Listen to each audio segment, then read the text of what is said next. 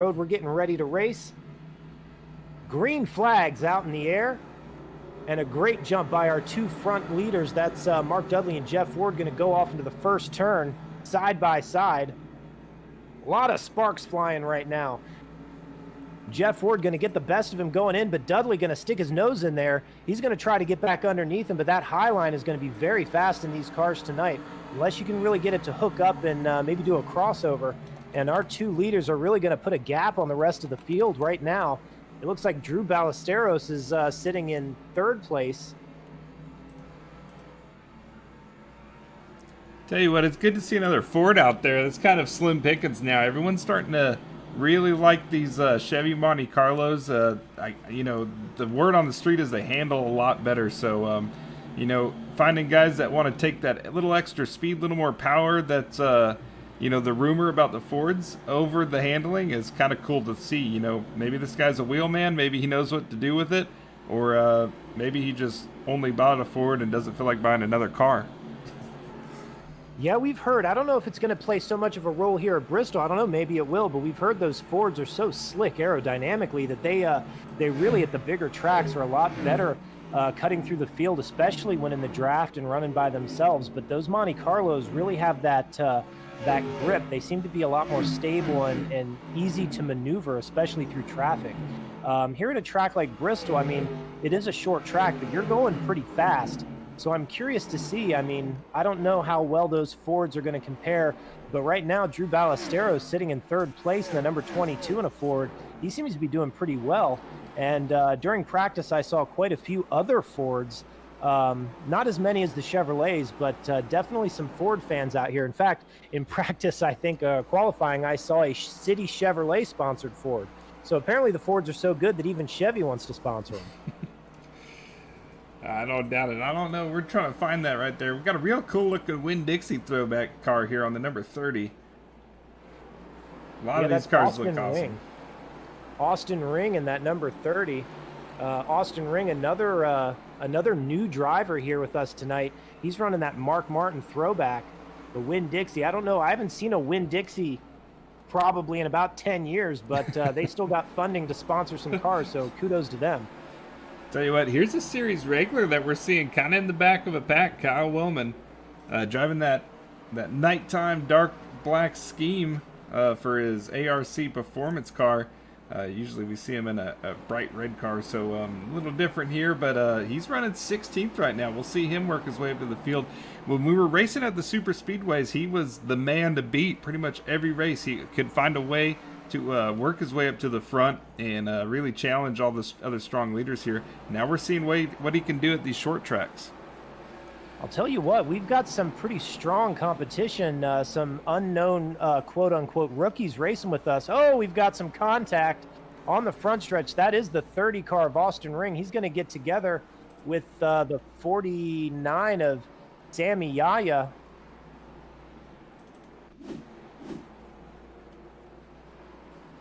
Oh, and Studley Mark Dudley, he was running second. He spun out, bounced off the inside wall. He's dropped back to 10th position. Yeah, Dudley's really probably pushing it, trying to stay up with Jeff Ward. Jeff Ward's so fast at every track we visit, and Bristol no different. Very easy to get these cars just a little off, especially out of the corner, trying to put that power down. I tell you what, both of those incidents that we've seen so far, both of those crashes, that's typical Bristol stuff, man. That's just a testament to how well iRacing has really put this simulator to work here. Those are things you see watching Bristol races all the time. Cars getting tight coming out of the turn, clipping that wall, sending them to the inside one, and then coming out of the turn and two cars trying to fight for that one good spot for all the grip there. That's just kind of normal short track Bristol racing stuff. Yeah, Jason, we've got some regulars struggling. We've got Kyle Wellman's relegated in 12th, Taylor Butcher Benjamin 14th, Sonny Thompson, Hayden Wheeler, both of them just involved in an accident in turn 3 and 4. The two drivers look like Sammy Yaya and Austin Ring got together again. They slid back up into traffic, and both of those drivers, Hayden Wheeler and Sonny Thompson, making heavy contact. I believe Hayden Wheeler might be done for this first race. Yeah, he's going to be relegated to a backup car, um, for sure on that one there. That was a hard hit. Definitely smoking. Definitely some engine damage after that hit. Our leader, Jeff Ward, picking his way through lap traffic right now, making it look easy. He has gapped the second place. That's Drew Ballesteros in that number 22. He's going to be running in second in that Ford. A very good showing for Drew Ballesteros. He started in the 5th position, already worked up to second, and he's staying with our leader. He's not really gaining on him, but he's definitely staying in the same zip code. So, you know, this is going to be sort of an endurance race, I'm going to say. I mean, 30 minutes here at Bristol, no cautions, a lot of lap traffic, a lot of unknown factors. So anything can happen right now. As long as Jeff Ward can keep his nose clean, he's probably going to be okay. But, you know, a lap driver or something gets in the way, and all of a sudden Drew Ballesteros is putting himself in a very good position. Yeah, he's doing a real good job here. He's got, is he racing for position? Yeah, he's got 3rd place. I mean, we're talking about Drew Ballesteros in the 22. What about this Trevor Clement in the 11 here, from out west? Cool little, does that say Skynet Streeter? Whoever he's running for, he's doing a real good job keeping up with these guys, because, yeah, they're not letting Jeff Ward get too far out. As far as Bristol terms, them being kind of in the same turn as that leader, you know, that's a very prime spot to be here. Yeah, pretty impressive for these two drivers. We've never seen them run in the SESRA series, and the two of them really racing clean. And I'm surprised to say that we've only seen a handful of accidents in the first couple of minutes of this race. I don't want to jinx anyone like I seem to do all the time, but so far so good. We've seen a couple little accidents, but otherwise these drivers getting around this track pretty clean. In fact, right now Jeff Ward, he's a regular familiar face. He's running first, but Trevor Clement, Drew Ballesteros, Sean Mitchell, those are all new drivers. They're running in the top 5 pretty solidly. And then in 5th, we see Brian McRae. He is a gold standard here in the SESRA series. He's running 5th. Corey Sherman, another new driver. Adam Peter, Kyle Wellman, he's a SESRA regular. Oh, number 49, that's Sammy Yaya. He got loose. He's a lapped car, and he got into Trevor Clement coming out of turn 4. Clement takes some serious damage there, and he's going to get himself straight to the pits.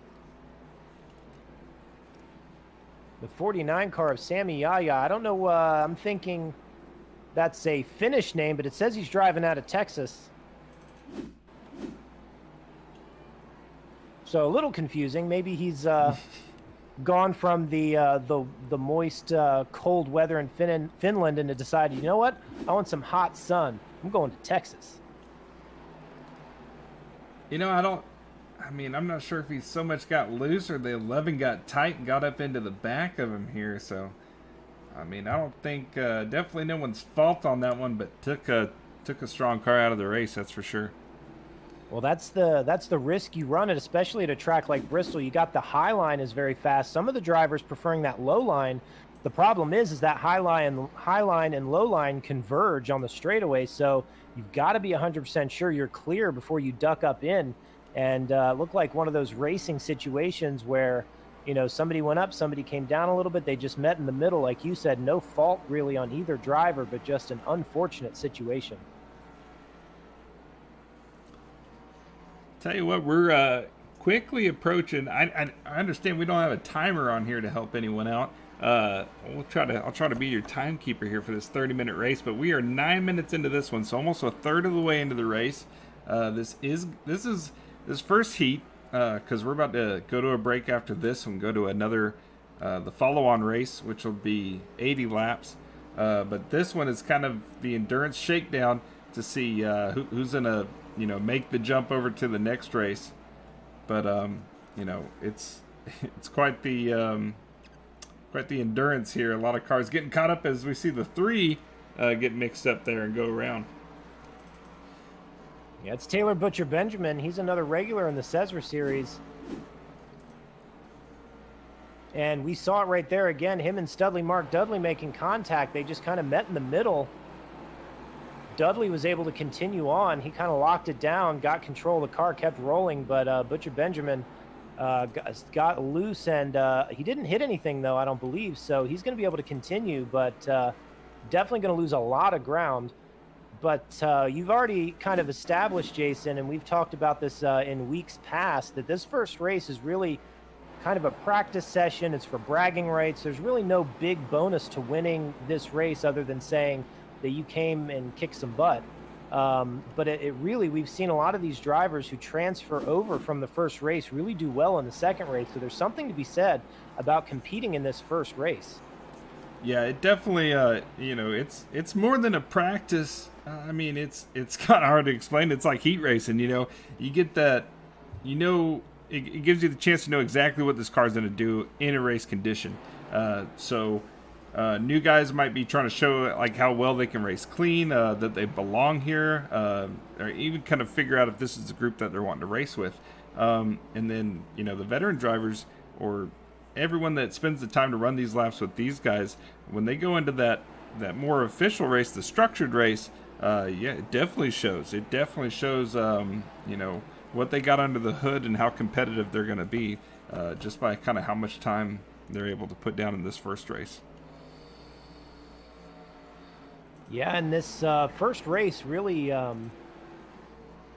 always very entertaining too, because you're not sure what you're going to get. So definitely for our fans at home watching, this is kind of like the old Winston Open or the limited sportsman series, where you get a bunch of guys and you don't know really what to expect. And sometimes we get some good clean racing, and sometimes like our first race at Daytona, we get a little bit of chaos. And I was expecting some chaos in this race, Jason, but so far, I mean, knock on wood, don't want to jinx anybody, but so far I think everyone's doing a very good job of staying clean. It's so hard to get around this very fast, high banked oval with clean fenders. And so far we're seeing a little bit of bumping and banging and maybe some spins, but no real chaos yet.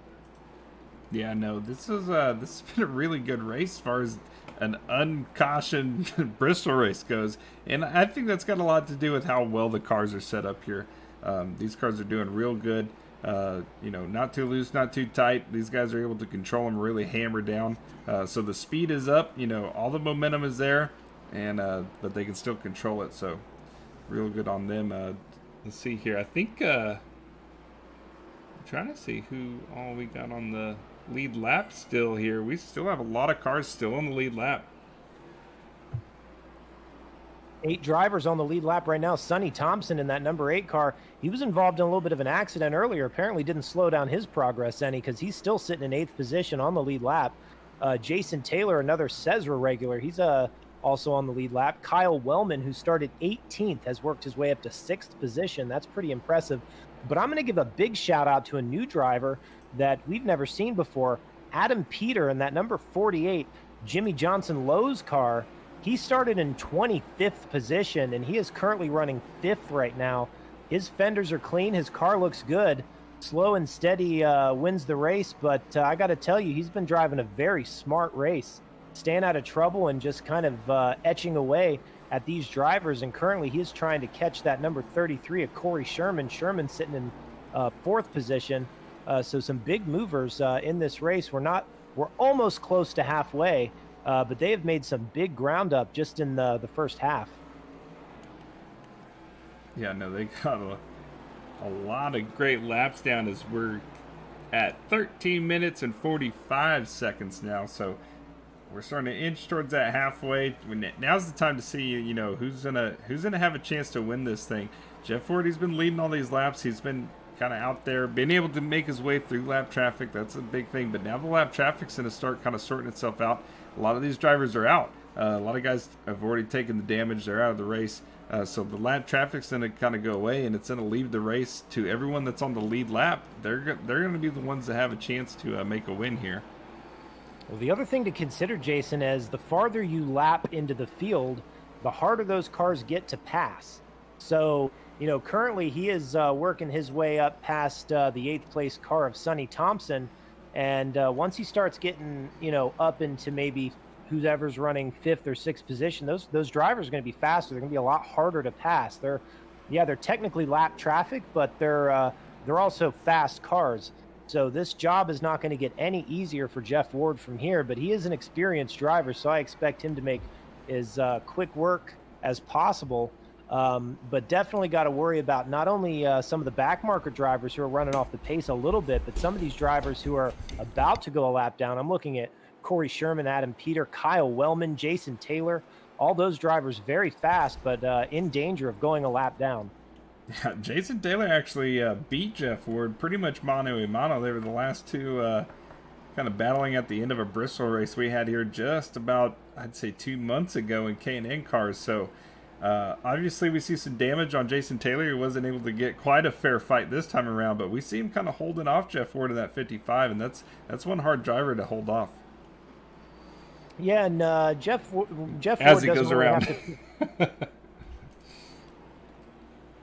Jeff Ward really doesn't have to push too hard right now. I mean, he's got second place of Drew Ballesteros. He's got him gapped by about 7.5 seconds. That's almost a half a lap. So he is going to get by Jason Taylor on the outside, but no need to really push too hard right now. I think we've seen Jeff do this in the past. He does a good job of getting a feel for the car, the tire wear, how the handling of the car evolves over a long green flag run, which is a really good place to practice that right here in this 30-minute timed race. So we see him pulling up to the back of Kyle Wellman. Kyle's probably going to be pretty hard to pass, actually. Kyle Wellman's going to go to the high side. He's going to let Jeff Ward go to the inside, but they're still going to be door-to-door. That outside line carrying a lot of momentum around this track is right there. We see Sonny Thompson almost go around, but he saves it. That was a big move there.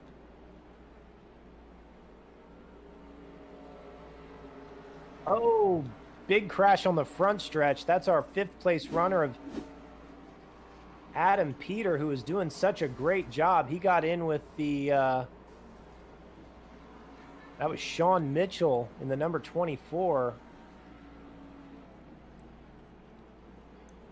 And yet again, we see that whole high line, low line. They just kind of converged in the middle. Nobody wanted to give an inch. Yeah, don't be confused with the number 9 paint job. That was Sean Mitchell, I think you said it was. Yeah, Sean Mitchell. It says on the scoring sheet he's number 24, but his paint job showing a red number 9. Not to be confused with Kyle Wellman in the black number 9. We'll call him the 9X. 9X, yeah. We saw him back up on the track to hit the 48 with some displeasure there. So some short track temper is starting to raise up here. Yeah, and I'm going to say in the chat, too, Sean had a couple little things to say to the 48. I think he feels like it wasn't his fault. It was the 48.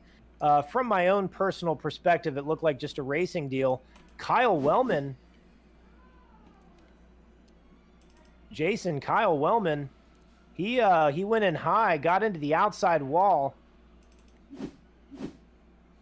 and made some serious contact. Oh, and the number 18 of Joseph Beckham into the attenuator.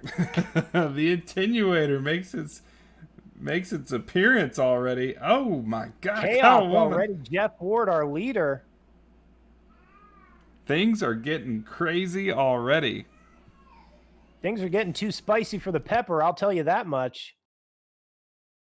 Jeff Ward into the outside wall, then the inside wall. I'm thinking that these cars are getting much, much harder to drive. We're about 2/3 of the way through this event, and already we've seen some front runners struggling. And I'm also not sure what happened to Drew Ballesteros, but he is no longer running in the top 5. He's 3 laps down. He's running in 7th. Brian McRae in the number 12 has inherited the lead. Corey Sherman running 2nd. Jason Taylor now running 3rd. And some of these drivers after that Jeff Ward incident have gotten their laps back. So right now the top 5 on the lead lap, Taylor Butcher Benjamin in that number 3 car, he is in 5th position, and he is now going to be at the tail end of the lead lap.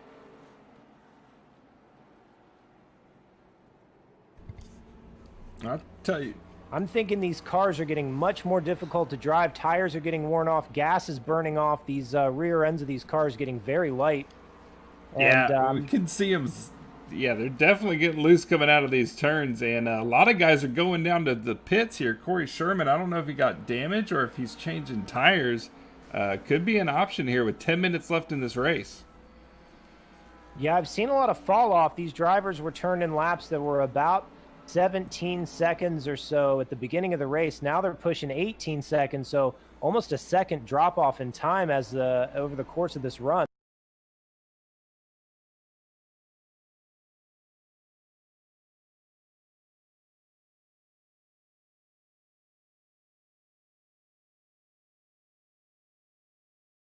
And I don't know if you see what I see, Jason, but there is a lot of marbles up at the top of this track. And I'm wondering if some of these guys are getting up in the marbles on that high line and losing that grip, getting their tires all dirty and kind of pushing up into that outside wall. Yeah, you can see there on the screen on the top of those turns, all the rubber marbles building up there. And yeah, it's too easy. You can definitely feel the difference in this sim when you get up into those. I know myself and Jeff Shrewsbury in the back there, we did a race at Thompson earlier this week, and you could definitely tell when you got into the marbles at the top of that track after about 50 laps or so. We were building up a berm of shredded rubber up there, so definitely could be an issue out here. So these cars are probably getting a little loose, a little slippery on the bottom, but you know it's going to get too tight if you get up in those marbles, or loose, depending on how you're getting through there. So, Jason, I think you might be right. I'm looking here. Drew Ballesteros, who was running second, he had dropped back to about 7th position, but his car doesn't have any damage, and he is passing cars like crazy right now. He is turning laps at about 16.6 seconds, which is over a second faster than some of these other guys. And I'm thinking he came down pit road to get fresh tires. A little bit of a strategy call there. He's worked his way back up into 4th now. And I'm thinking some of these drivers may be pitting to get fresh set of rubbers just because they're losing so much time. I mean, our leader right now, Brian McRae, he is running lap times around 17.6, 17.5. And Drew Ballesteros is running 16.6, 16.5. So he's running about a second a lap faster. Yeah, that's, tires could be one thing. Another thing could be fuel mileage. We've seen at some of these tracks, 30 minutes at some of these tracks have burned off too much fuel, and they ended up having to pit for fuel. So could be a number of things. After the race, when we get to talk with some of these drivers, that's definitely going to be interesting. Something we want to note. This is something that's going to be smart and good data to carry over to this next race. Absolutely true. And this next race, 80 laps, I don't think it'll be as long. I mean, we're going to be running probably, by my estimations, maybe about 90 laps here tonight in this first race. Green flag. If they run green flag, then I would definitely be worried about fuel mileage and even tire wear. But I'm thinking we're going to see some cautions in this next race, and that may help or hurt some of these drivers depending on what their strategy is. It'll definitely keep some of these guys on their toes for sure. And I'm not sure how many of these drivers from this race are going to transfer over to the next. But I can only imagine we're going to see a handful of these guys, especially some of these guys who are doing a good job, make their way over into this next race.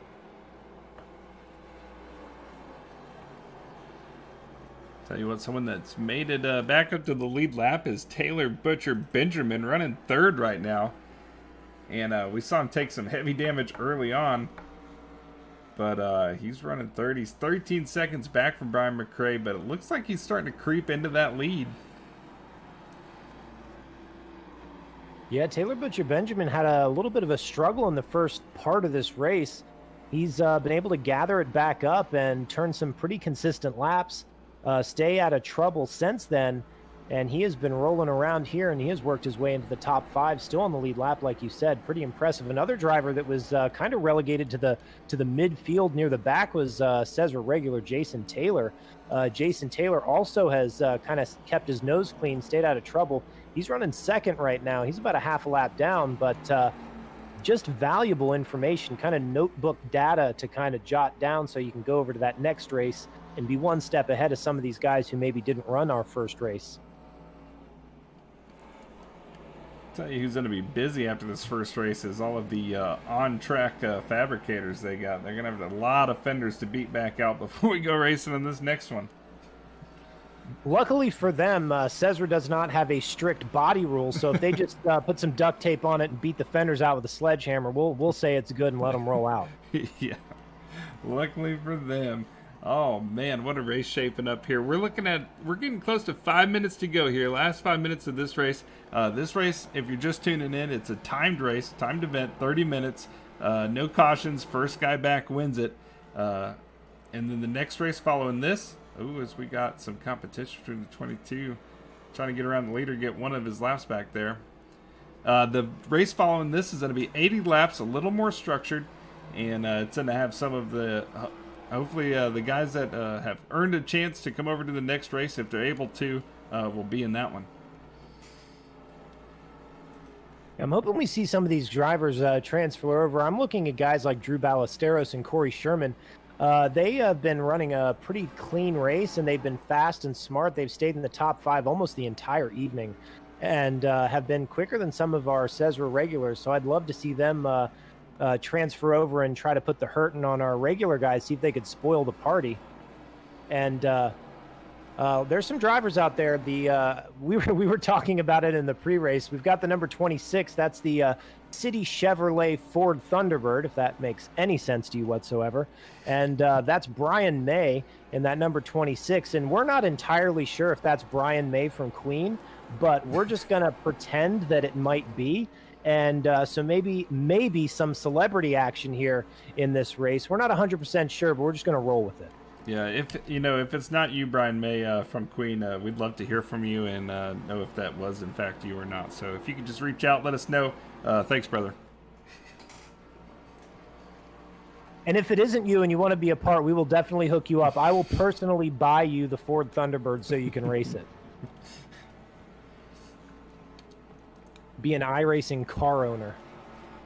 Yeah, that's the idea. In SESRA's early years, now that it's several years going on now, the first season did have car owners, team owners, that put a really awesome spin on the season. It wasn't just drivers showing up. There was team points and car owners that were having to switch, fire drivers, hire new drivers, and to keep a team racket going there. Cool aspect. Maybe it's something that we can get together when we start up the new season in January. That would be actually pretty cool. I'd like to see that dynamic. Maybe some drivers who get fired from a team and get hired with another team. A little bit of bad blood between them. Add like a nice little element of strategy and surprise. Yeah, no, it'd definitely be something to put on the news ticker there in between races. So, for fans that like to get engaged and keep up with all the action behind the scenes, not just what's going on the track, could be a cool aspect. If that's something you want to see, let us know. We can definitely work some more angles and make sure we got coverage for that when that kind of stuff comes up. Jason, not to spoil the party here, I'm not sure what happened to Brian McRae, but McRae just got passed for the lead by Taylor Butcher Benjamin. I'm not sure McRae off the pace just a bit. He was running 19-second laps. I'm not sure what happened, if he got into the wall, got some damage, but Taylor Butcher Benjamin worked his way past Jason Taylor into second, and he just went sailing right by the outside of Brian McRae for the lead. He has not looked back. He is walking away with it. Well, and Brian we McRae, have someone in the attenuator right now. That's going to be Jason Taylor. Jason Taylor, he's stuck. He had to tow that thing, but he was running real good. Would have taken the lead after whatever happened to Brian and McRae, but got stuck in that attenuator and ended up having to tow that car.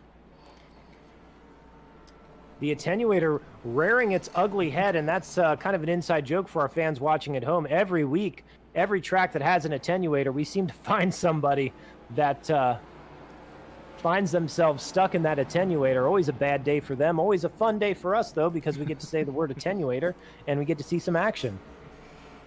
I'm actually just about less than a minute to go in this race.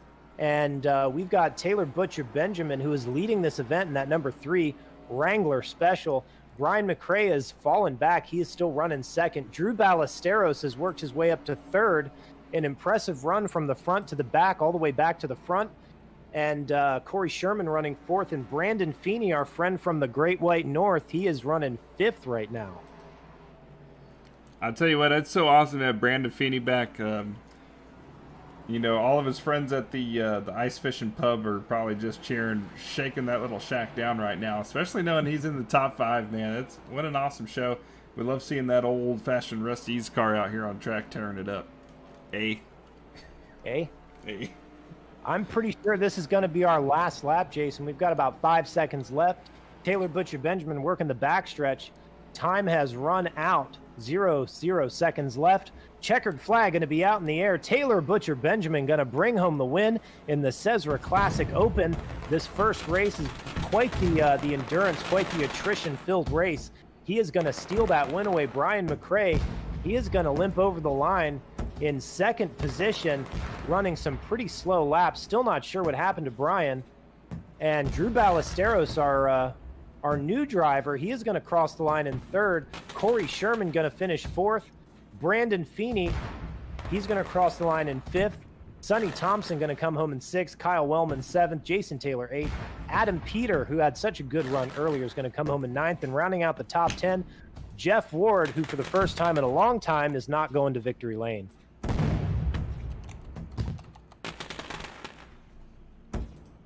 Yeah, well, I mean, it goes to show you, you know, even the monster can get taken down a notch here. Jeff Ward, he's really locked up a lot of wins here. He's done a real good job with it. But, you know, tonight wasn't his night, but the night's not over. He's still got one more race, and I guarantee if there's anyone that's smart enough to take all the data he learned and apply it to a next race, it's gonna be Jeff Ward. You know what, Jason? I say let's bring our race winner, Taylor Butcher Benjamin, up to the broadcasting booth. Let's give a talk to him. Taylor Butcher Benjamin, you just stole a win away here. It seemed like quite a chaotic event. Give me some words on what your perspective was through that race. Yeah, it was pretty chaotic, missing all the wrecks, and I think I found the secret for at least myself, because I couldn't put down a hot lap worth of crap in the qualifying session. So, I mean, I just basically rode the bottom the whole entire race, and I mean, I got lapped before Jeff had his problem. I was, you know, that slow just in normal pace, but everybody kept running their tires off, and I had enough at the end to run down Brian and steal it, like you said. So this first race seemed to be a bit of survival mode. Now you're going to roll into this next race with a little bit more experience and a little bit more practice on what to expect. Are you going to use the same strategy, or do you think this next race is going to maybe be a little bit more clean? I'm not sure how many of these drivers are going to transfer over, but there may be that unknown element still in this next race. I think because I don't really feel like I have the pace to run up in the 15-second bracket, so I mean, I might as well just stick with the same strategy and see what happens, because I mean, I literally just bought the car a couple hours ago, and it's my first experience with it, so I'm trying to learn what to do to put down a fast time, and that I haven't gotten to that yet, so I figured the next best alternative was to just save my equipment. I'll tell you what, Taylor, you just rolled out of the showroom, your first race ever, you're in victory lane. I'd say that's a pretty impressive start. I wasn't expecting that, for sure, but I found out what I need to do to have success with this car. Why don't you thank some sponsors, thank the people that help you out, so you can give them a big shout out. You definitely put them on the broadcast tonight. Yeah, definitely Brian and Jason for what they do for the league, Dr. Squatch and Top Flight for being the sponsors on the car. Since I just bought the car, I gotta get those affiliations on the car, since I just have the Wrangler scheme for now. Thanks to you guys in the booth. I'm sure it was pretty entertaining to watch, and thanks everybody for tuning in. Thank you so much, Taylor. I'm going to let you prepare for this next race, the SESRA Pro Invitational. Good luck in that race, and hopefully we'll be talking to you again after that one as well. Yeah, I hope so. I'll see you guys then. See you, Taylor. Good luck. That was Taylor Butcher Benjamin, the winner of our first race of the night, the SESRA Open here at Bristol Motor Speedway. We're going to take a quick commercial break, let you get familiar with some of our sponsors. They're really awesome. I encourage you to check them out. We're going to get everything set up for the Pro Invitational, which will be going off just in a few minutes. So hang back, get a drink, watch some commercials. We'll be back in just a few minutes here on eRacing TV.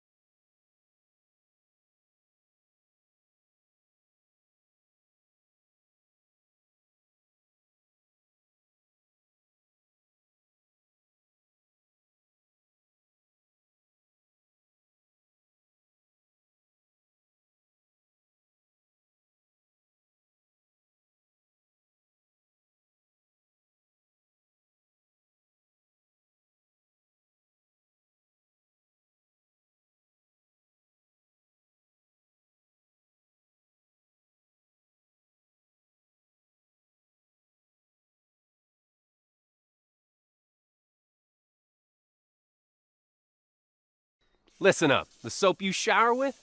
It's you probably haven't even questioned what bar of soap you lather up with. Let's face it, most guys don't. They're still using whatever bar their mommy bought for her little man. Is that what you want? To smell like mama's little man? Ugh. But now you can upgrade your shower game with Dr. Squatch Natural Soap. Dr. Squatch Natural Soap. Real soap for real men. Or don't, and continue to be mommy's little helper.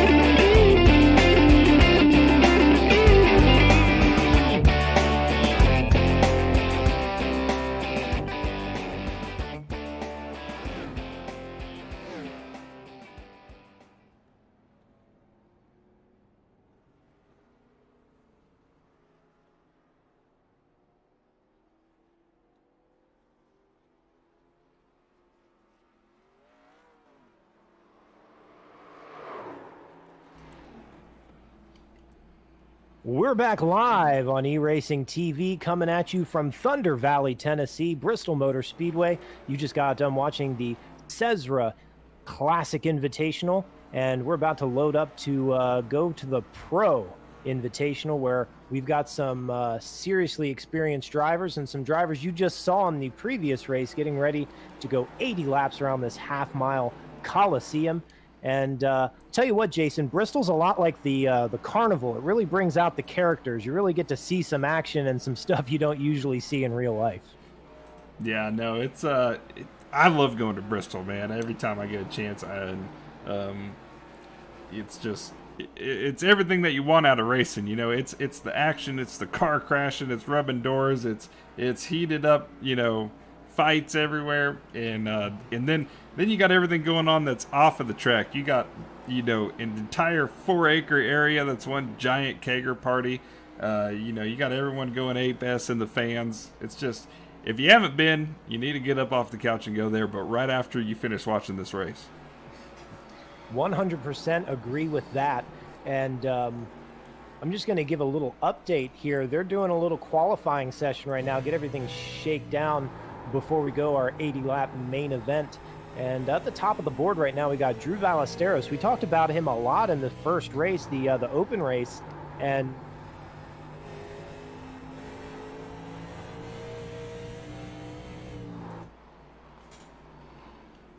Well, looks like Steve, are you with us, bud? Must have been such a good idea that he just popped off the map there.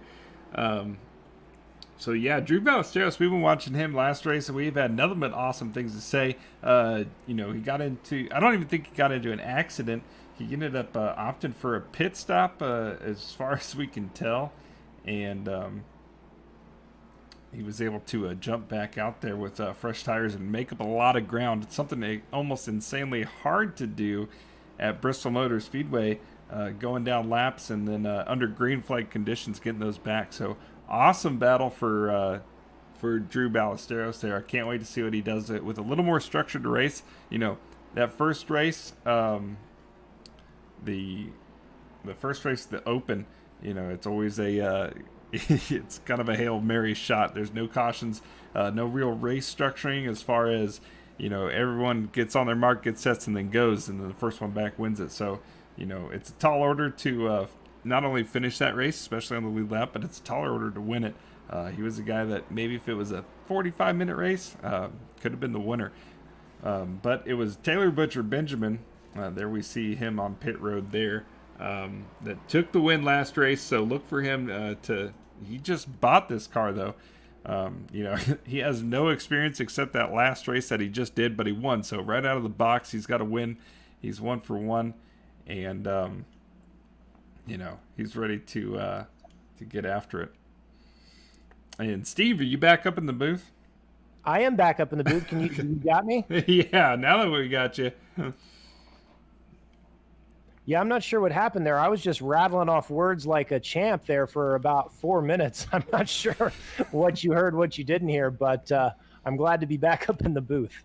Yeah, well, you left off talking about Drew Ballesteros, so we filled him in. Everyone that's just now tuning in, I was pretty much talking him up, so if he doesn't go out there and win this thing, it's his fault for making us look bad. Well, I'm glad that you were saying that, Jason, because that's exactly what I was saying when you couldn't hear me. I was saying Drew Ballesteros has put together a great lap, and we saw him run some pretty impressive laps earlier in the Open. So having him sitting at the top of the board right now in front of drivers like Jason Taylor and Joseph Tice says a lot about his skill level. Yeah, there's a lot of SESRA veterans that are just hard to qualify in front of. I know when I'm racing against these guys, it feels like giants on the racetrack. It's hard to get around a lot of these guys. And some of these guys even make it harder. Like anyone that's behind Brian McRae, I'll tell you, that car's about to become 3 lanes wide. This race means a little bit more to the veterans than that first race does because it's the Open. Everyone's just kind of filling out the track and conditions. So, making a pass on a SESRA veteran here in this race, it's going to take a little bit more effort than what we saw last race. Now, Jason, I'm seeing some interesting maybe strategy. I don't know, but we've got drivers like Jeff Ward, Mark Dudley, Studley Mark Dudley. They're starting at the back of this field. They did not do a qualifying lap. Now, I'm not sure if that's strategy or if they just weren't able to make it onto the track in time to put in a qualifying lap. But those two drivers were very fast. In fact, those two drivers started at the front, first and second in our Open race. So they're going to have their work cut out for them. Yeah, that's a real tall order. I understand a lot of tracks kind of starting in the back, kind of feeling out and letting the race kind of develop before you start putting pressure on stuff. But at Bristol, I don't know if that's a bold strategy, Cotton. We'll see how that one plays out. That is a bold strategy, especially at a track like Bristol. And they're going to roll out onto the track. So Drew Ballesteros starting on the pole with a great lap, 15.458. Daniel Keith Jr., we saw him have a kind of a rough first race, but he kept his nose clean up until that incident. He's going to start second. And then number 23, Jason Taylor in the 75 starting third. Joseph Tice, a very fast driver here in the SESRA Classic Series. He's going to start fourth. James Danforth, a new face. He's going to start fifth. Sonny Thompson, sixth. Brian McRae, seventh. Kyle Wellman, another very fast driver, going to start eighth. Scott Bryant, Anthony McGinnis are going to round out our top 10. We've got some new faces. Brandon Feeney, he's a SESRA regular. He's our friend from the Great White North. He is starting 11th. Amy Warren, She's a new face. She's in that 47 car. She's going to start 12th. And then we've got Taylor Butcher Benjamin, our winner from that first race. He is starting all the way back in 14th position. And then we've got a slew of drivers near the back who didn't take a qualifying run. Jeff Ward, Corey Sherman, Mark Dudley, Joseph Beckham, and Caden Rogers. Some of those drivers, new drivers. Very interesting to see how this is going to go. And our pace truck lights are out.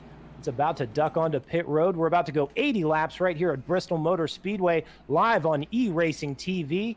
And they're going to bring them down nice and slow. Green flag out in the air, and Drew Ballesteros with a great start. He is going to jump out into an early lead. Daniel Keith Jr. on the outside. He's already under pressure by that number 75 of Jason Taylor. And Joseph Tice already sliding his way into the top 5. He's sitting in 4th. The 19 car, that's Sonny Thompson. He gets into the outside wall. No, we do have a caution flag out already. Big pile up on the front stretch. Very unfortunate. It looks like Studley, Mark Dudley, one of the drivers involved in that. Definitely did not want to start at the back, I don't think, during this.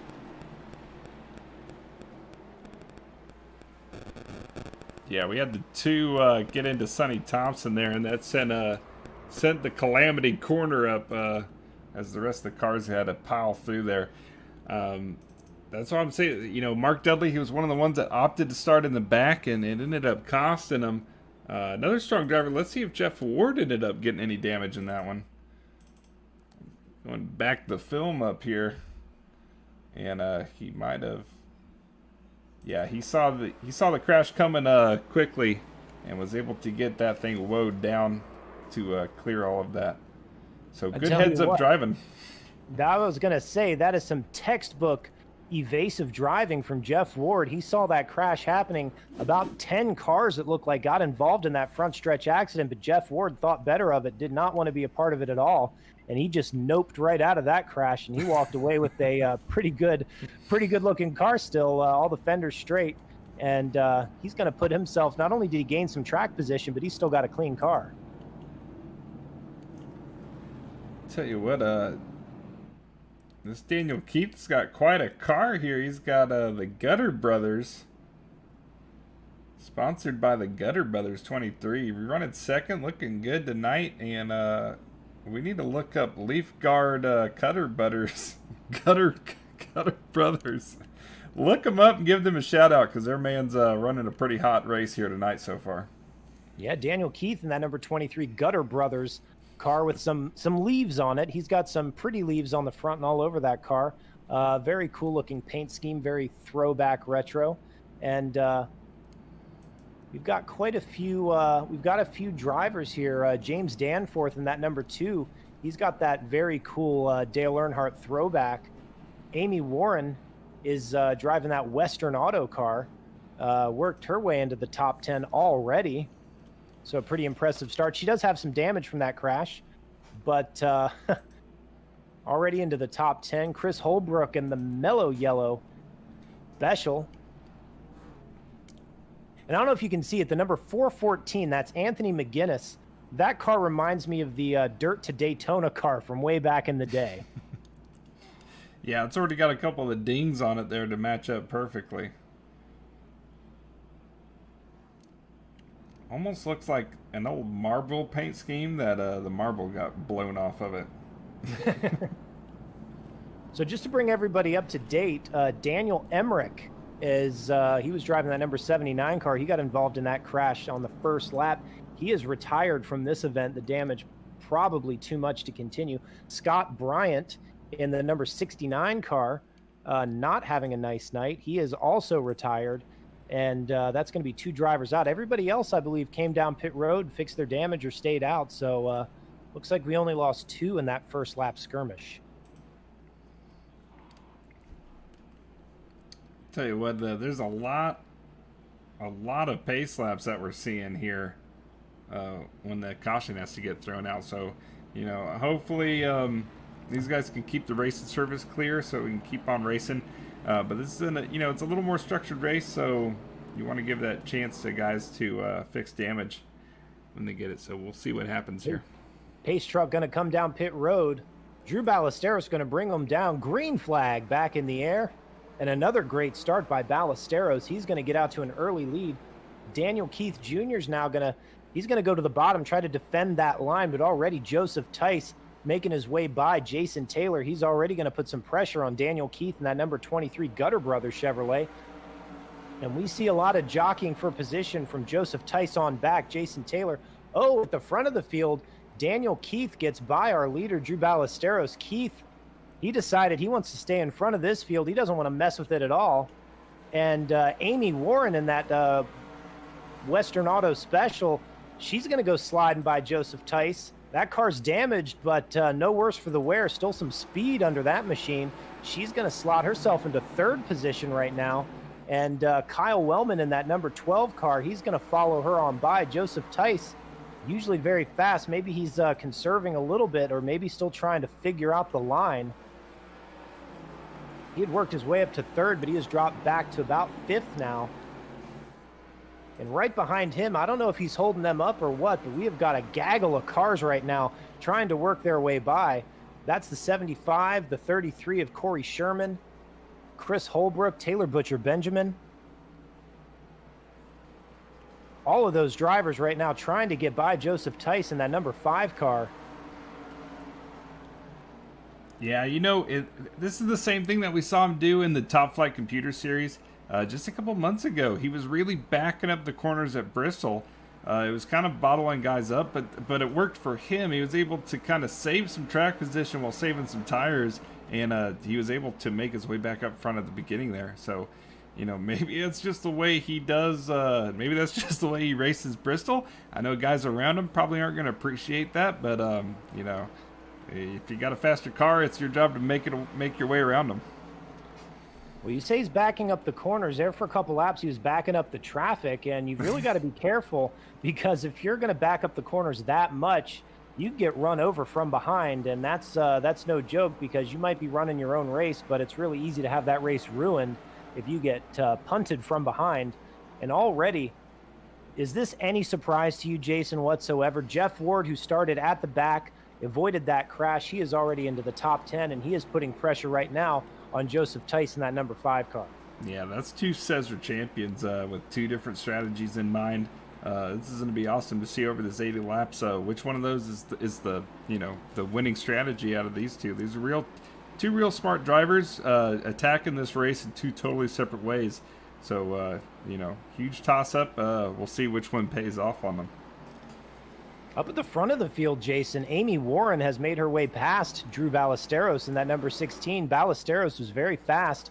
Not sure if he's conserving or what he's doing, but that 17 Western Auto car of Amy Warren, she's worked her way up into that second position. So hats off to that new face. She's already putting the hurting on him, and she's into the outside wall now. But she's kind of cutting into our leader, Daniel Keith Jr. right now, trying to reel him in. She's doing what a lot of female drivers can't do. Oh, and she hits the wall. Commentators curse all over Amy Warren. Bad luck there. We should have switched to camera 3 a little bit earlier. I take full responsibility for that. How many drivers' races have I ruined this season, Jason, just by talking about them? Yeah, no, we almost don't need to talk about people. Maybe we can start a show where we talk about other things, just kind of let the race play in the background. Maybe that'd be better, more safer for the other drivers on track. I'd always heard about the commentator's curse and thought it was just kind of an old wives' tale, some sort of ancient mythology, but since climbing up into the commentator's booth with you, Jason, I can verify scientifically that it is a real phenomenon.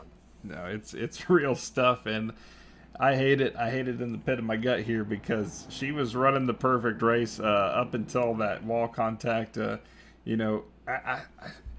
I got to say anything, I think she's maybe pushing a little bit harder than she should. We saw her get into the wall just a couple times there before. So, possibly if she's a young driver, you start getting excited when you make passes like that. When you see yourself just work your way in the top 10, work yourself into the top 5, it's kind of hard to slow yourself down even when you know that you should. So, maybe she was getting excited there. Eyes on the prize, was going for that lead, and it just didn't pan out. Yeah, some aggressive driving, but sometimes you just gotta be aggressive especially when you're near the front. You don't know when that caution flag's coming out. You don't know how long the green flag run's got to be. So you want to get as much track position as possible. And unfortunately, Amy Warren just retired from this event. So sadly, her race is over. And we got to say, it's nice and refreshing to have a female driver on the track, especially one that's got the speed. So hopefully she comes back and joins us again in the future, because I think she could fit in very nicely in this series. Yeah, no, she's obviously got the speed to keep up with these guys. She can be competitive. And there's, a lot of the core drivers in this group is all about helping each other out. They'll coach you, they'll get you up to speed, they'll get you competitive. Hell, Jeff Ward will even hand out some setups every now and again until you win with one, and then I'll never talk to you again. He just kind of cuts you off. So, Jeff Ward, if you're watching, bud, I'd love to hit you up, talk to you. I miss hanging out, man. Sorry for beating you at Lernerville. Not a big deal. But you got that. You'll have that. That's racing stuff. Yeah, Jeff Ward needs to hook a brother up with a setup here. I struggle at a couple tracks around here, and I'd love to get one of his alien setups under my car so I could turn some quick laps. And while we were seeing that, not to cut you off, Jason, we saw a bunch of drivers come down pit road. Daniel Keith, Drew Ballesteros, Brandon Feeney, and Brian McRae stayed out on the track. Everybody else, though, came down pit road. Maybe for tires, maybe for fuel, maybe to change the setup. I don't know. Get that balance maybe a little bit better. But they're going to rack them back up 2 by 2, and pace truck lights are off. We're about to go back racing, and now we've got a shakeup at the front of the field, so it should be interesting to see how this goes. Yeah, that's actually what I was just going to say. Besides the shout out to our favorite Canadian there in the 38 running up front, starting in that second row, they're sorting the line out, but yeah, I mean, we got some cars that have pitted, some cars that haven't. Can't wait to see what the Salt Shakers puts out. All right, green flag back out into the air. Big jump by Daniel Keith Jr. He gets a great jump. He's going to have he's going to have Brandon Feeney follow him through. On the outside is Drew Ballesteros, that driver, the new driver who's been showing some serious speed here tonight. And Brian McRae, who was involved in that first lap crash, he's going to try to put Drew Ballesteros back another position. He's going to try to work his way up to the 3rd position. Feeney going to go for the lead now, side by side with Daniel Keith Jr. down the backstretch. Keith's keeping it on the outside, but Feeney going to keep it to the white line. He's going to get loose. And Feeney gets completely sideways. Excellent save, but behind him, Joseph Tice goes around. And another shakeup on the front stretch. Joseph Tice ends up getting in with the 414 car of Anthony Guinness and sends him barrel rolling down the front stretch, almost looking like I think a Rusty Wallace crash that we saw years ago. Rolling at Bristol. Definitely don't want to see a car flipping at Bristol. That's going to be probably the end of a night right there for the 414 of Anthony McGuinness. Joseph Tice going to roll away from that, but I don't know how much damage. He took like 2 or 3 solid hits. So I don't know how his car is going to be rolling after that.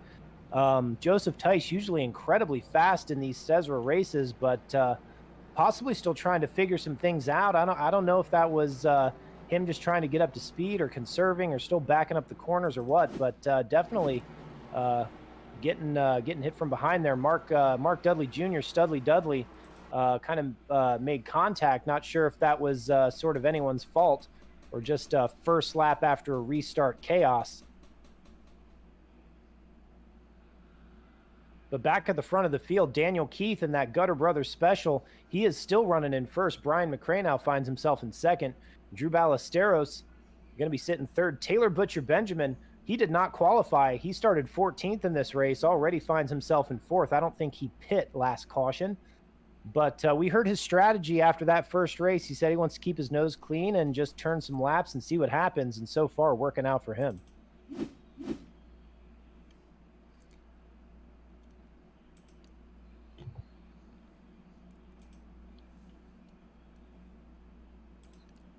Corey Sherman going to be sitting in fifth. Jeff Ward, our SESRA regular, very fast driver. He's going to be in sixth. James Danforth going to be running in seventh. Danforth going to bring it down pit road, and so is Brandon Feeney and Joseph Tice.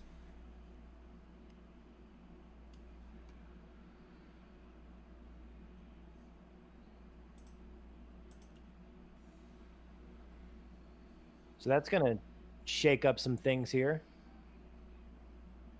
Mark Dudley also on pit road. Studley Dudley going to bring it down. Not sure if he got any damage in that incident.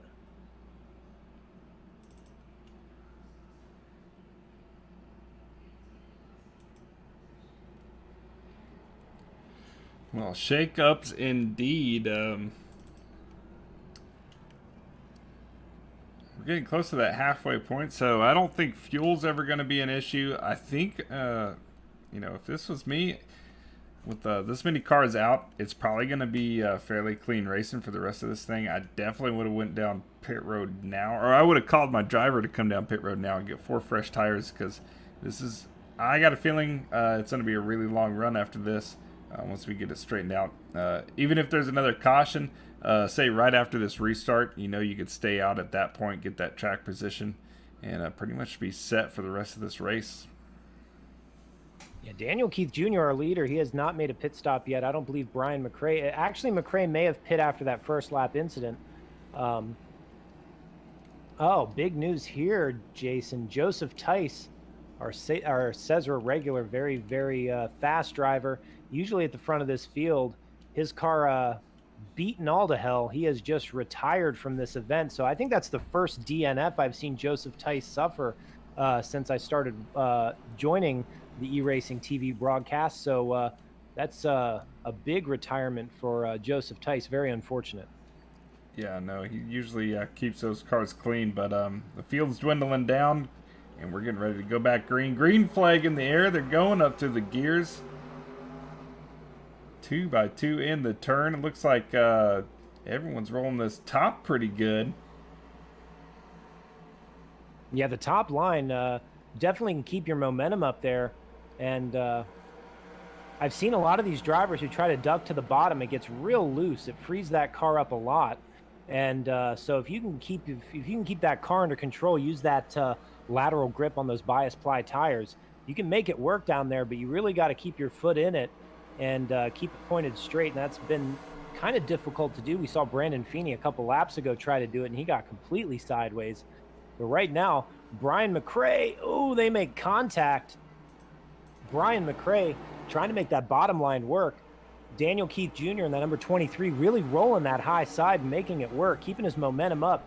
But they're kind of stacking up behind him now as these drivers are running 2 by 2. And it looks like that number 33 of Corey Sherman, we saw him in the first race. That Skull Bandit Special, he's going to work his way up into that second position. He's going to work his way by Daniel Keith in that 23 car. Jeff Ward now in third place. And now Drew Ballesteros is going to go to work on the back of that Daniel Keith car. But now up at the front of the field, Corey Sherman putting Brian McRae under pressure. You said it earlier. Brian McRae's so difficult to pass. He makes that car about 3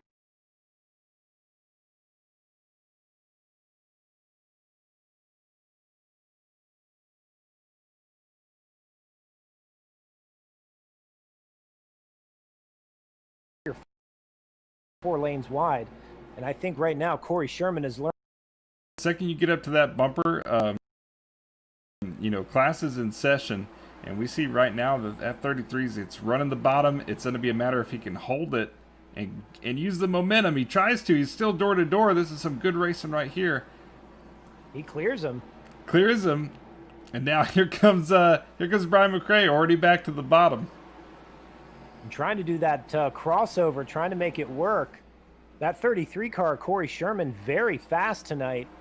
We saw him running in the top 5 for almost the entirety of that open race just a little bit ago. And already he started 19th tonight. He did not turn a qualifying lap. So both him and Jeff Ward, who started at the back of this field, sitting first and third right now. Brian McRae right now, the meat in that sandwich. Caution flag out on the track. We do have a caution right now. And that is going to be the 75 of Jason Taylor. Looks like Jason Taylor got a little bump from Kyle Wellman. That is some typical Bristol racing right there.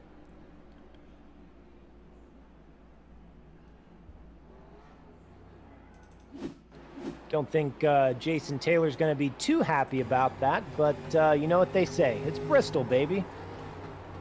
Yeah, that was was a little love tap there. Maybe not meant to, but regardless, you're gonna say it wasn't meant to. So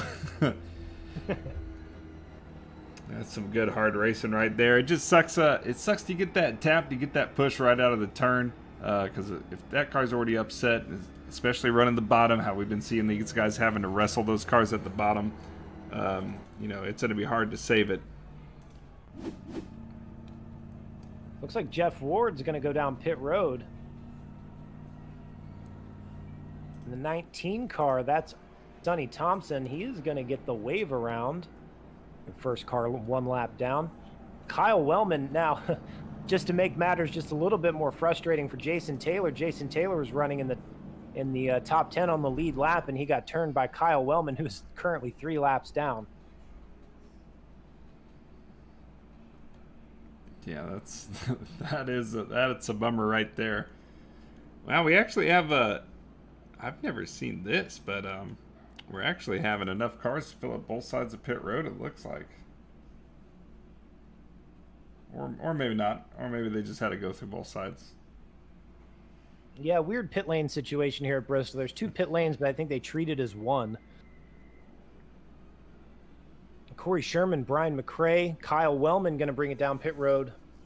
As it looks right now, the only driver sitting out there all by his lonesome is that number 3 of Taylor Butcher Benjamin. He was the winner of our first race. We talked to him. He has not pit, and he's going to stay out. Maybe he made a pit stop earlier in this race, doesn't need to make another pit stop. That's going to bring Brandon Feeney in that number 38, our friend from the Great White North. He's going to be sitting second. And Jeff Ward, who made a pit stop earlier, that was a pretty clever move there on Jeff's part. He pit before everyone else, before that pit road was closed. He jumped down pit road, made his pit stop. Now he's third, so he actually didn't lose any track position by making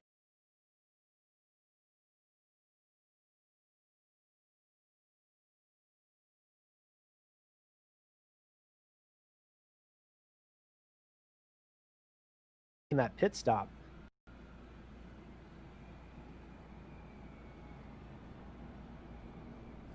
So Taylor Butcher Benjamin going to be sitting in first, Brandon Feeney second, Brian McRae third. Well, it says Brian McRae's third, but he's on pit road. Jeff Ward's going to be third. And looks like Drew Ballesteros is going to be fourth. Daniel Keith is going to be fifth. Jason Taylor, who brought out this caution, he has brought it back together. He's going to be in sixth. Corey Sherman, who was leading this event when the caution flag came out, unfortunately now relegated to seventh position. We're going to take a quick commercial break. We'll be right back after a word from these messages.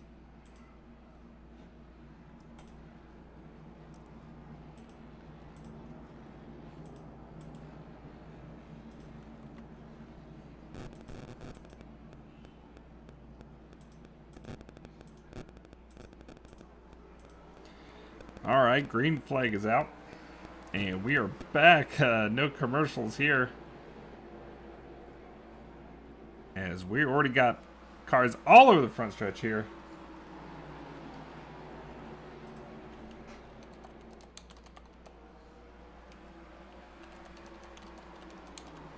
It looked like Brandon Feeney went around there. That bottom line not treating him too well.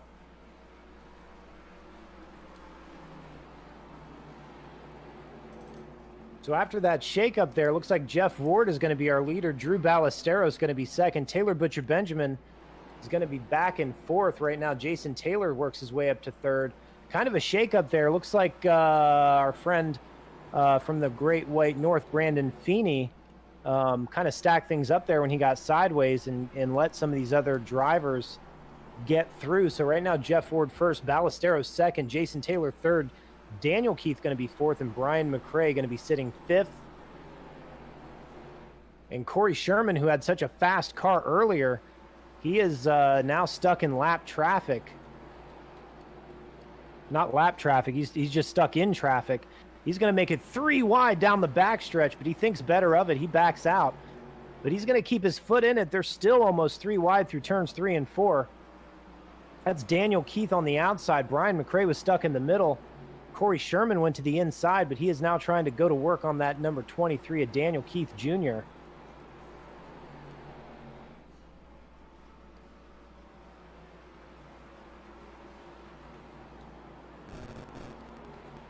Jeff Ward still leads it. Drew Ballesteros running second. Looks like he might be slowly working his way up to that number 55. And I'll tell you what, Jason, if Drew Ballesteros can dethrone the king, Jeff Ward, I will be incredibly impressed. Yeah, he's had a strong car all night, both races. If you're going to make a statement and beat a veteran, this is one of the guys to do it to. So we'll see if he can put the pressure on here and get the job done these last few laps here. Yeah, he's been doing very well. I'm hoping he's enjoying his time in the SESRA series. I think he might fit in pretty well if he decides to run with us more often. That number 16 car has been fast all night, like you said. And to be able to stay with Jeff Ward, we have got a caution flag out again. That's number 23, very unfortunate, Daniel Keith Jr. in that Gutter Brothers car. Yeah, that crash started off at turn 2 and it ended off at turn 4. He crashed for about a half a lap. All right, we're going to try to go to commercial again, and we will see you back here in just a few minutes here on E-Racing TV.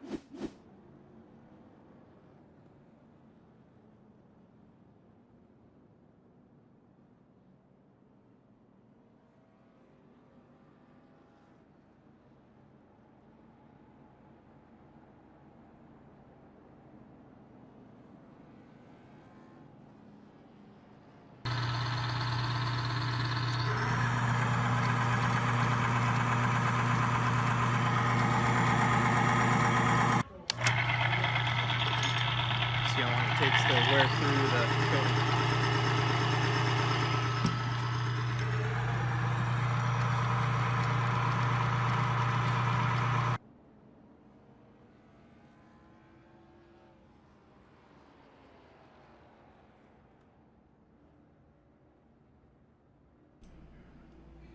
Welcome back to E-Racing TV live at Bristol Motor Speedway.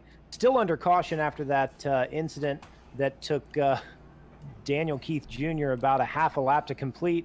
He got out of the wall off of turn 2 and took him about a half a lap to try to gather it back up. Unfortunately, he wasn't able to and went around on the front stretch. He's still rolling out there. He's currently scored in 6th position. Right now, we've got Jeff Ward at the front. Drew Ballesteros sitting in 2nd with a very fast car.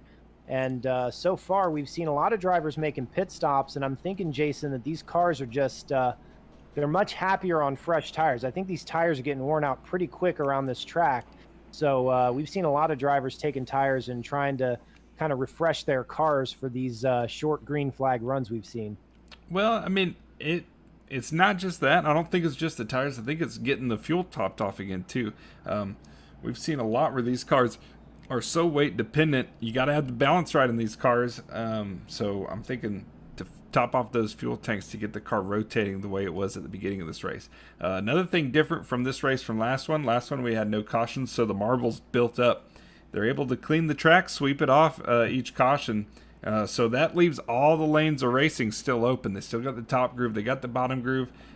So we're still going to be seeing a lot of this 3-wide action, I think. 2 and 3 wide action. Yeah, we saw some 2 and 3 wide action the last restart, and I think it's going to be no different this restart.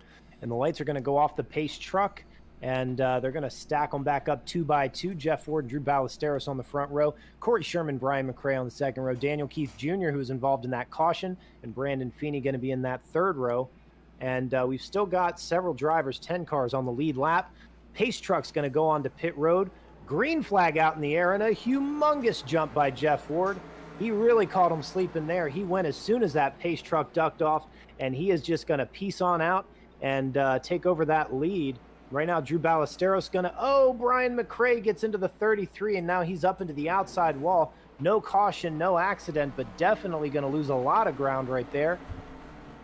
Our top 3 drivers now, we've got Jeff Ward, our regular. He is going to be leading those 2 drivers, Drew Ballesteros and Corey Sherman, 2 newcomers to the SESRA Classic Series. And those 2 drivers have been very impressive, both the last race and this one. And they're going to try to put the pressure on. And if you've been watching eRacing TV, if you've been watching us in the past, you know Jeff Ward is one of the hardest drivers to beat. He is very fast. And he is getting tracked right now. Oh, the 33. Corey Sherman, he gets sideways. He's going to bring out a caution. Him and Daniel Keith Jr. get together. Corey Sherman, big time loose.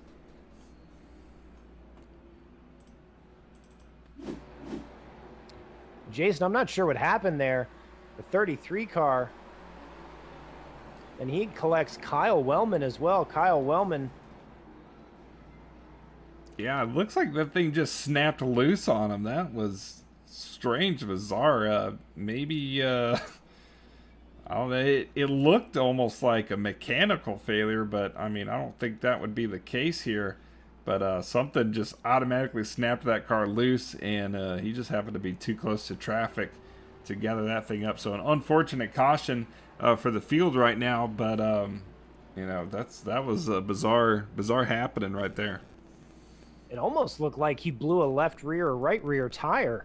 I don't know if he's been taking tires or just fuel, but to me, I mean, you're right. That thing just snapped right around. Very unusual sort of incident.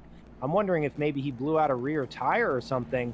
I don't know what would cause that situation, but very unfortunate for him and those other drivers who got involved, especially Kyle Wellman, who's been struggling here tonight, just got himself back on the lead lap after being several laps down and immediately involved in that accident. Daniel Keith Jr. also involved with a fast car. They're going to come down pit road. But up at the front of the field now, a little bit of breathing room for both Jeff Ward and Drew Ballesteros, because that Corey Sherman, number 33, was very fast before that incident. Yeah, no, that was, I mean, that took out 2 big hitters right now. So I think, you know, Jeff Ward and Ballesteros, I think the cars are handling just how they want them to for the end of this race. Brian McRae, it looks like, you know, he's been scrubbing off a little bit of speed. That car might be getting a little out of shape for him at the end of this run, but look for him. I think he's going to be concentrated on defending his position from, you know, a late charge from Jason Taylor and Taylor Butcherman. So I think that's going to give the rest of the race, I think it's going to give Ballesteros and Ward all the room they need to solve who's going to win this thing.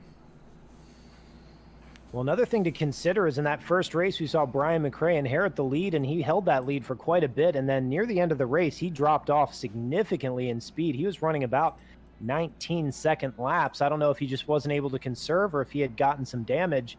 So I think you're correct. I think we're going to see Brian McRae trying to do some defensive driving to stay in front of these guys. And Brian McRae's hard enough to pass when he's just running laps. When he decides to be defensive, it's going to be next to impossible to get by him.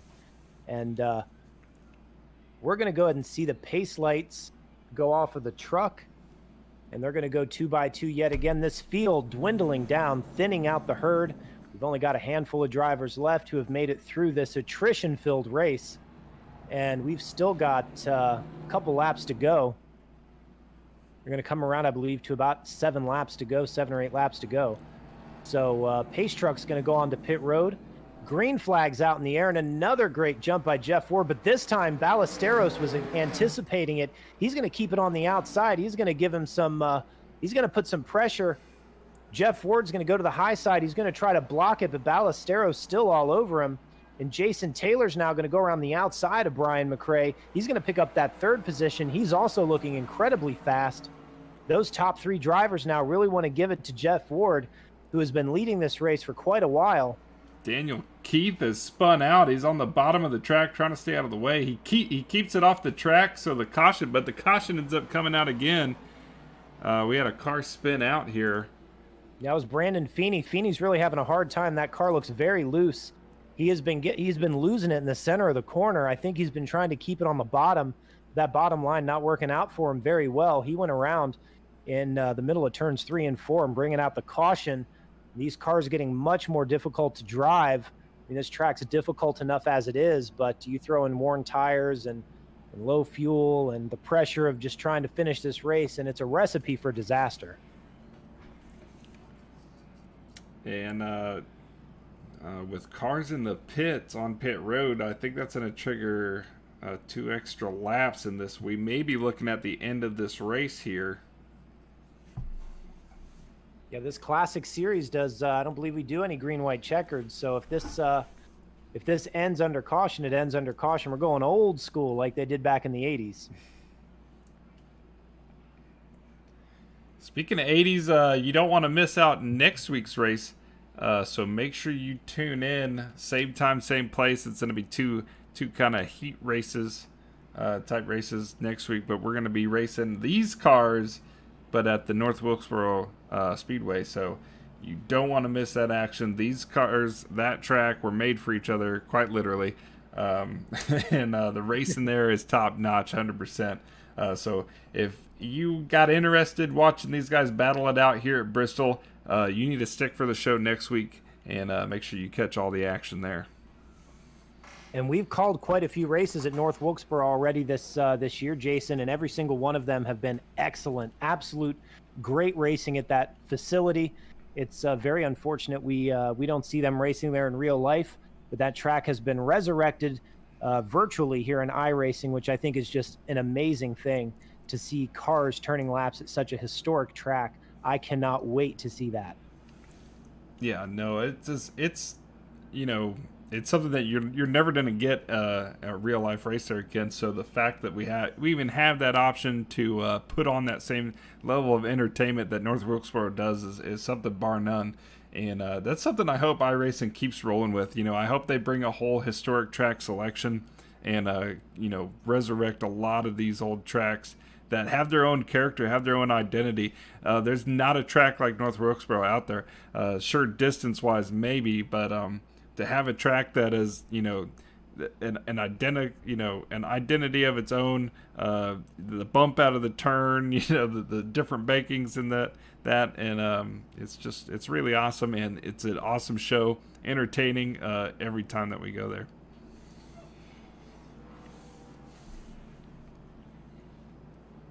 So it looks like the lights are off on the pace truck, maybe. I can't tell from here. I'm not sure if we're going to go back. They're going to rack them up 2 by 2. It looks like they're going to go green and white flag maybe at the same time. So a 1-lap shootout to settle this race. We've got Jeff Ward and Jason Taylor on the front row. Drew Ballesteros, Brian McRae, Sonny Thompson, and Taylor Butcher Benjamin. Kyle Wellman and Brandon Feeney, the only drivers left. And the pace truck's going to duck back off, and they're going to go Jeff Ward with a big jump. He's going to catch him sleeping. Green and white flag out in the air, and Drew Ballesteros going to try to get up there. Here comes Jason Taylor, though, to the inside. Jason Taylor going to try to get underneath of Jeff Ward. They're going to go in, and they're going to get sideways. Oh, big contact there. And to the inside goes Brian McRae, but Jason Taylor going to bring it home. Jason Taylor wins Bristol again. This guy is a Bristol champ, I'm telling you. It was him, and I was telling you the last time we raced here, it was dead even between him and Jeff Ward. So the fact that he was able to get up there and battle for that win, what an awesome race, man. I'm so proud of Jason Taylor. I know how much winning at a track like this means to him, and what an awesome battle that was. Man, I tell you what, Jeff Ward got such a great jump. I didn't think anybody had anything for him, and all of a sudden, coming off of turn 2, Jason Taylor's putting the bumper to the inside. He made a little bit of contact through 3 and 4, and boy, he earned that one tonight. He only led 1 lap, but it was the 1 lap that counted. That's right, man. What an awesome race. I can't wait to hear what he thought about that last lap. And I want to hear from everyone that was battling on that last one. That was a good race. I say let's get Jason Taylor up here, Victory Lane broadcast booth situation. We're going to get him into the broadcast booth. We're going to talk to him and see what he thought about that last lap. Crazy last lap there for a 1-lap shootout. We kind of thought this thing was going to end under caution, Jason, and come to find out they're going to do a one-lap shootout at Bristol. Always ends in excitement.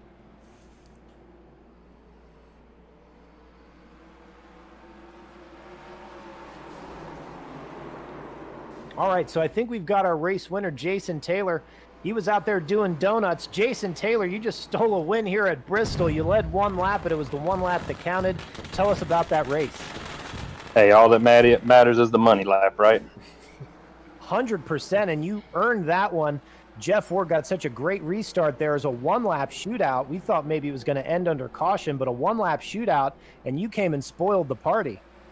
Yeah, well, the caution lap around lap 20, actually everybody behind me pitted and got tires, and I thought about it, and I said, you know what, I'll just go to the back. I'm going to need tires. I knew there'd be another caution. I knew right there with one to go, I had newer tires than Jeff, and I also know Jeff. I knew he was going to race me hard.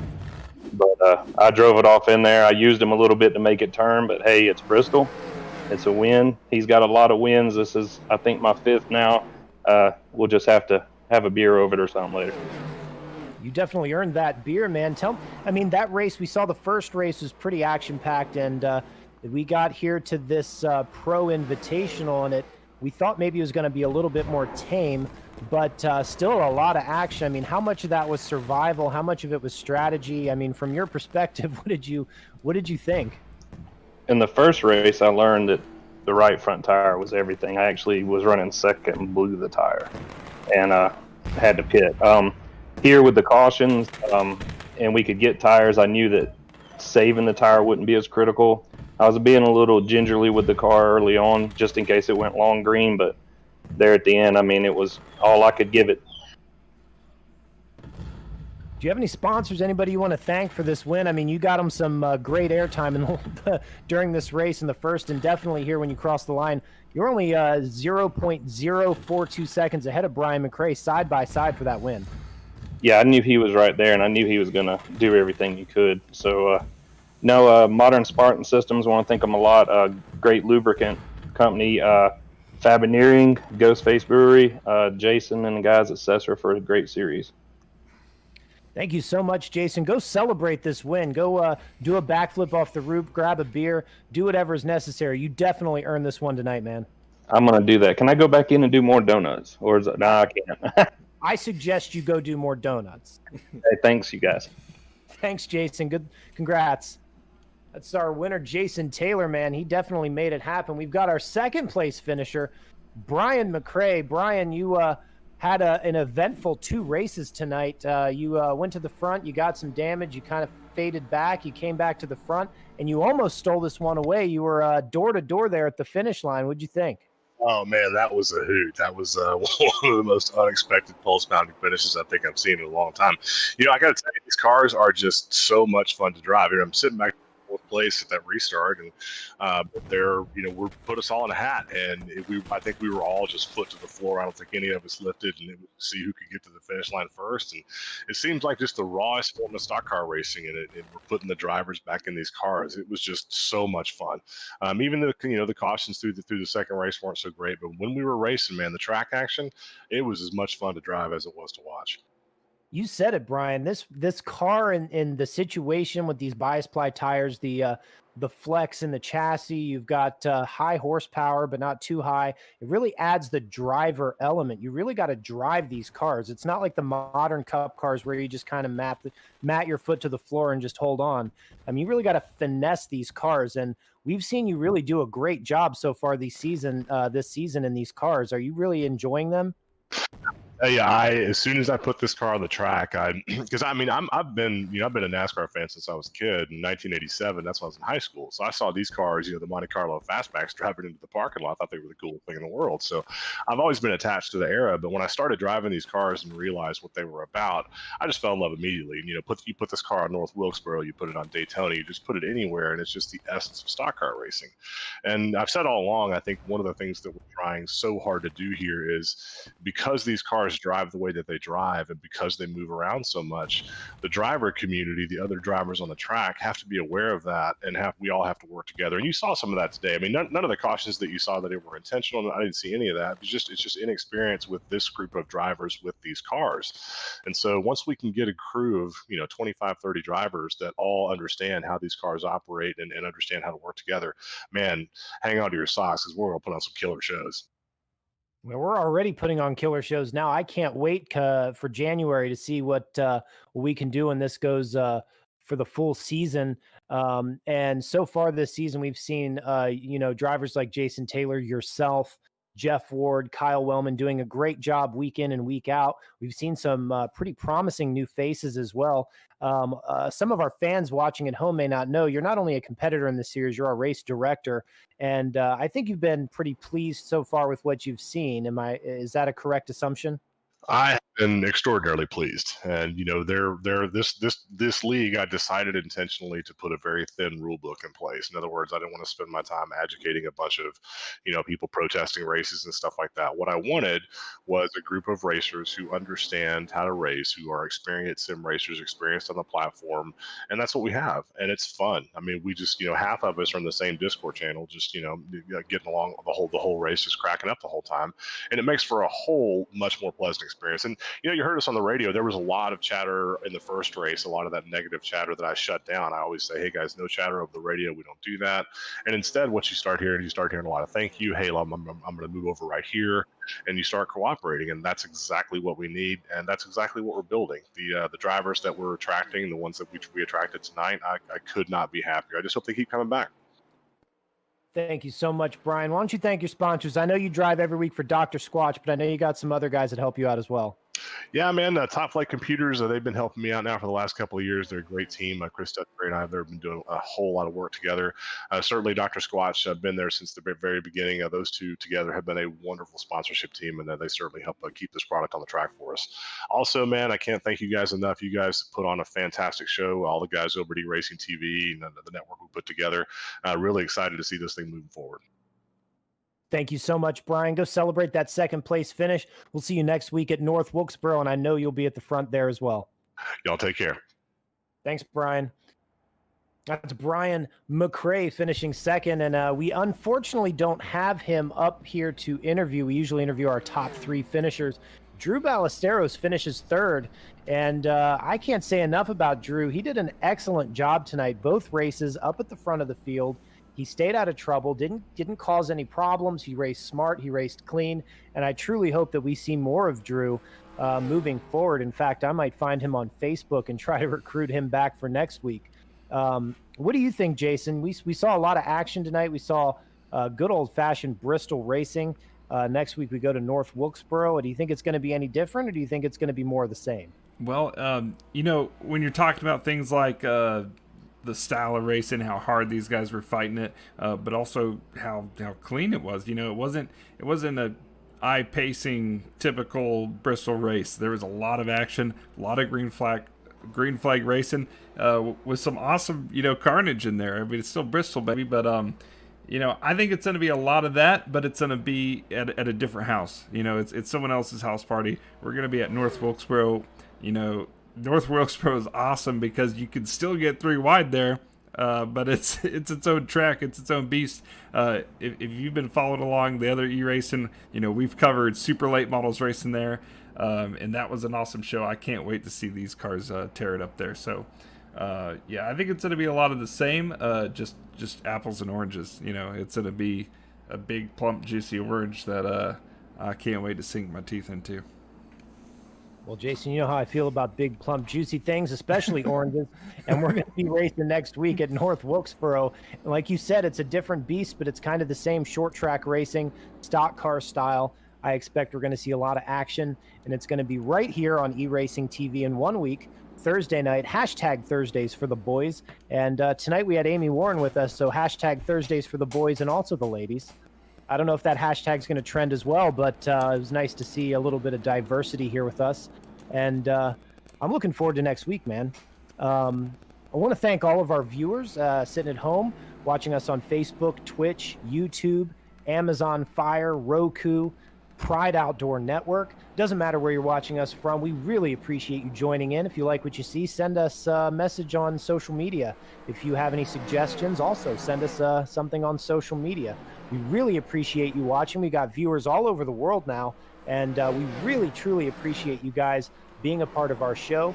We pride ourselves to have a good production every single week, and next week will be no different. So please join us then. We're going to be in North Wilkesboro, North Carolina. For Jason Anderson, my partner in the booth, and the man behind the curtain, Jeff Shrewsbury, I'm Steve Roswick. Thank you so much for watching eRacing TV, and we'll see you next week in the mountains of North Carolina.